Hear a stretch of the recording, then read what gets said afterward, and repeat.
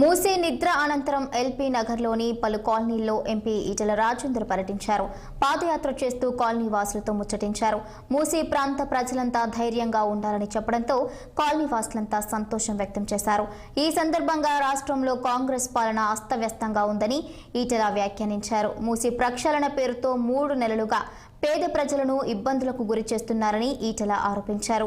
పేద ప్రజలకు అన్యాయం జరిగితే చూస్తూ ఊరుకోమని హెచ్చరించారు. మూసీ ప్రాంత ప్రజలకు నష్టపరిహారం చెల్లిస్తామని భరోసా ఇస్తే మూసీ సుందరీకరణకు అందరం సహకరిస్తామని ఈటెల వ్యాఖ్యానించారు.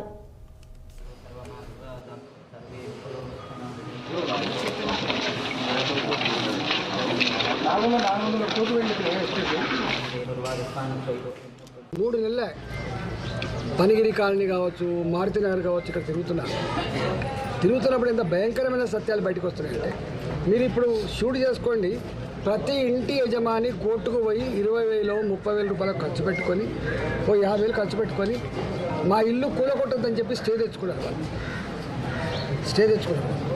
ఇక్కడ గతంలో ఎవరైతే ఇళ్లలో కిరాయిలకు ఉండేదో కిరాయిదారులంతా కూడా ఖాళీ చేసి వెళ్ళిపోయారు. కిరాయి మీదనే బతికే కుటుంబాలు ఏవైతున్నాయో వాళ్ళు రోడ్ల మీద పడ్డారు.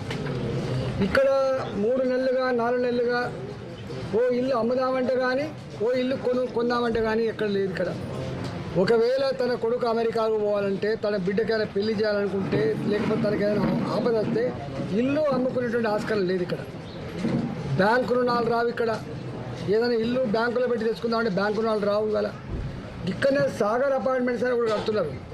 సాగర్ అపార్ట్మెంట్స్ వాళ్ళు 3 సంవత్సరాల క్రితం అందరూ అడ్వాన్స్ ఇచ్చిండ్రు, సగం డబ్బులు కట్టిండ్రు. అది ఇవాళ పూర్తి అయిపోయింది. ఇవాళ వాళ్ళ యజమాని దగ్గర పోయి వాళ్ళు అంటున్న మాట ఏంటంటే, అయ్యా మీ ఇల్లు మాకొద్దు, మీ అపార్ట్మెంట్ మాకొద్దు, మా డబ్బులు మాకు ఏమంటున్నారు.